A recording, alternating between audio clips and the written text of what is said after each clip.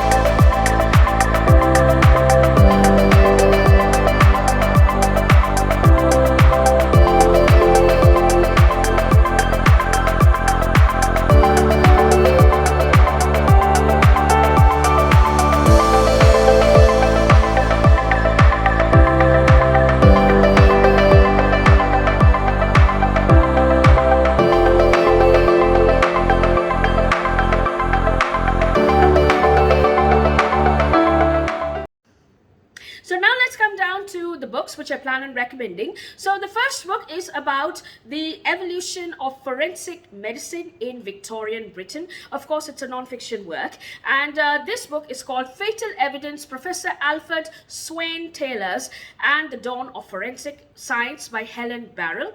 Now, from the back of the book, it reads as: a surgeon and chemist at Guy's Hospital in London, Professor Alfred Swain Taylor used new techniques to search the human body for evidence that once had been unseen. As well as tracing poisons, he could identify blood on clothing and weapons, and used hair and fiber analysis to catch killers.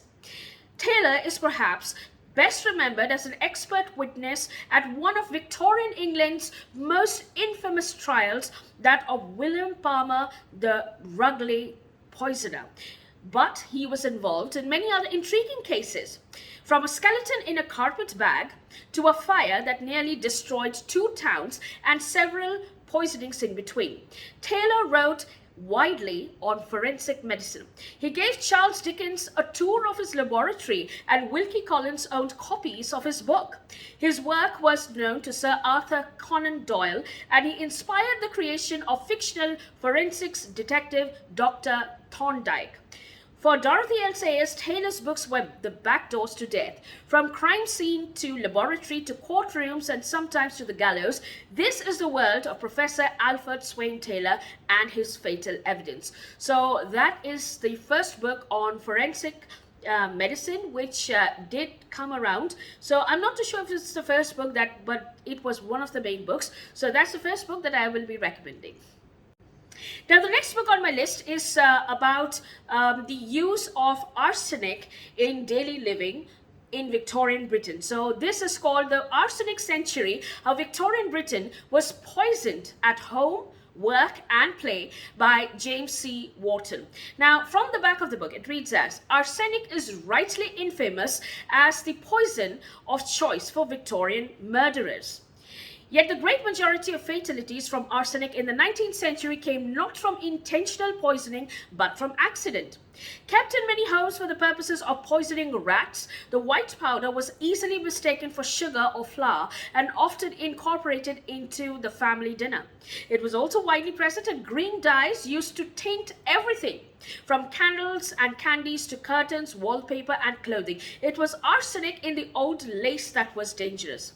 Whether at home it mixed arsenic curtains and wallpapers, at work manufacturing these products, or at play swirling about the papered curtained ballroom in the arsenic gowns and gloves, no one was beyond the poison's reach. Drawing on the medical, legal and popular literature of the time, Arsenic Century paints a vivid picture of its wide-ranging and insidious presence in Victorian daily living, weaving together the history of its emergence as a nearly inescapable household hazard, with the sordid story of its frequent employment as a tool of murder and suicide.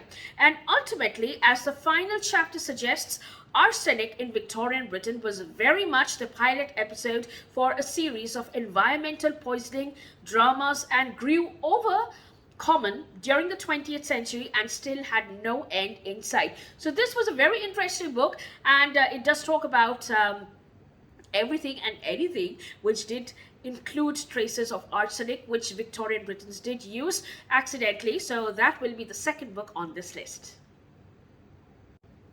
Now, the third book that I do have on this list is called The 19th Century Female Poisoners, Three English Women Who Used Arsenic to Kill, written by V. Nagy.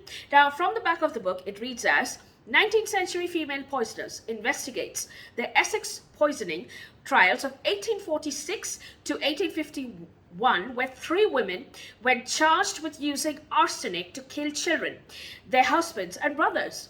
Using newspapers' archival sources, including petitions and witness depositions and records from parliamentary debates, the focus is not on whether the women were guilty or innocent, but rather on what English society during this period made their trials and what stereotypes and stock stories were used to describe women who used arsenic to kill.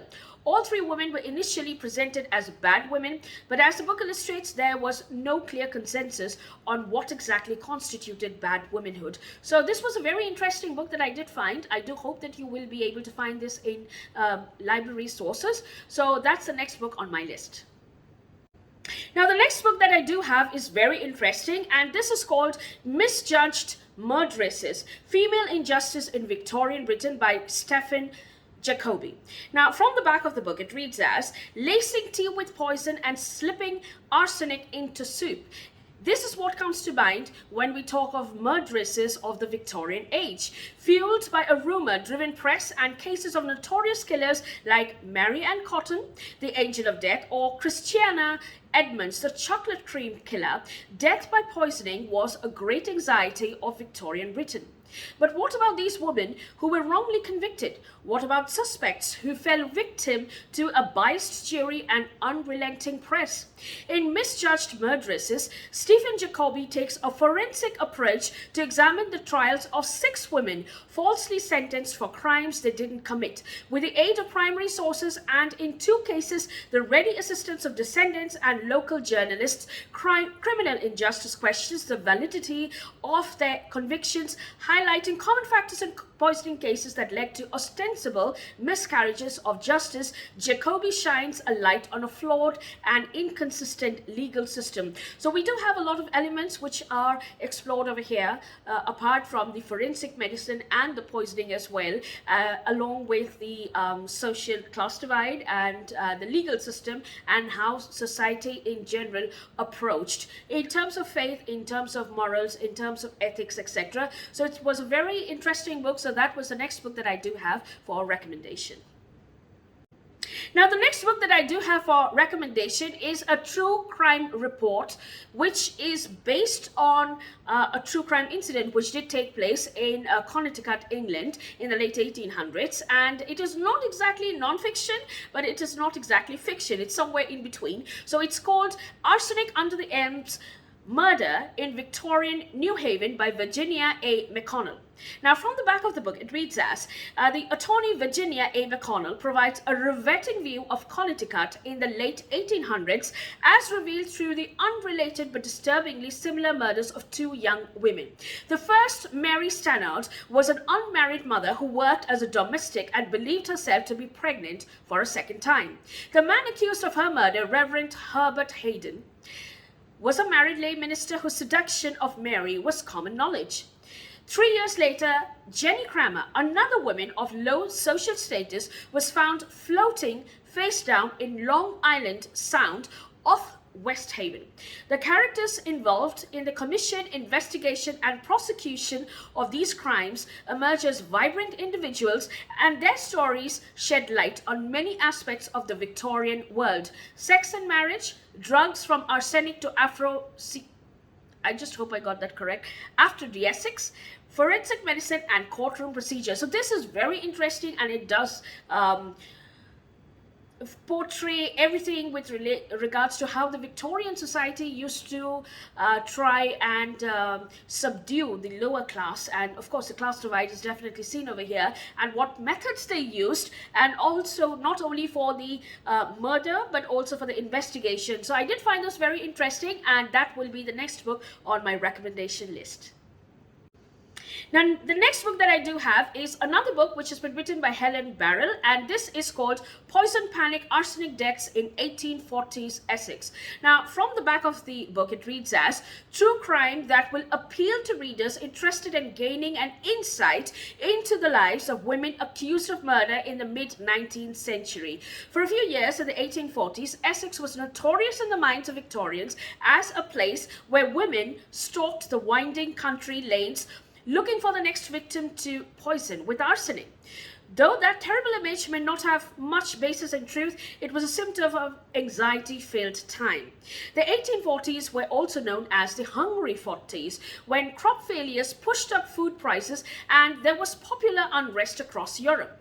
The decade culminated in a cholera epidemic in which tens of thousands of people in the British Isles died. It is perhaps no surprise that people living through that troubled decade were captivated by the stories of the poisoners, that death was down to white powder and the evil intentions of the human heart. Sarah Chesham, Mary May, and Hannah Southgate are the protagonists of this tale, and how rural Essex, in a country saturated with arsenic, was touched by the tumultuous 1840s. I did find this book very interesting. Of course, it's been written by Helen Barrell, so I did include this in my list of recommendations. Now, the last book that I do have on this list is called Poison Detection and Victorian Imagination by Ian Burney. So I do think that this does have something about the placebo effect. Now, from the back of the book, it reads as, this fascinating book looks at the phenomenon of murder and poisoning in the 19th century. Focusing on the case of William Palmer, a medical doctor who in 1856 was convicted of murder by poisoning, it examines how his case baffled toxicologists, doctors, detectives, and judges. The investigation commences with an overview of the practice of toxicology in the Victorian era and goes on to explore the demands imposed by legal testimony on scientific work to convict criminals. In addressing Palmer's trial, Burney focuses on the testimony of Alfred Swain Taylor, a leading a leading expert on poisons, and integrates the medical, legal, and literary evidence to make sense of the trial itself and the sinister place of poison in wider Victorian society. Ian Burney has produced an exemplary work of cultural history, mixing a keen understanding of the contemporary social and cultural landscape with the scientific and medical history of the period. So I did find this book very interesting, and these are the few books that I would recommend. They are specifically suited for prompts which do have non-fiction work about Victorian medical health care or other facts about Victorian Britain. So those are the few books that I would like to recommend for the Lady with the Lamp readathon. So do let me know what you think about them, if you would like to read any of them, or if you would like to participate in this particular readathon in the month of August. Do let me know all about them in the comment section below. And with that, I will be wrapping up this video. I will see you soon next week with another video. So till then, take care, have a good reading week ahead, and namaste.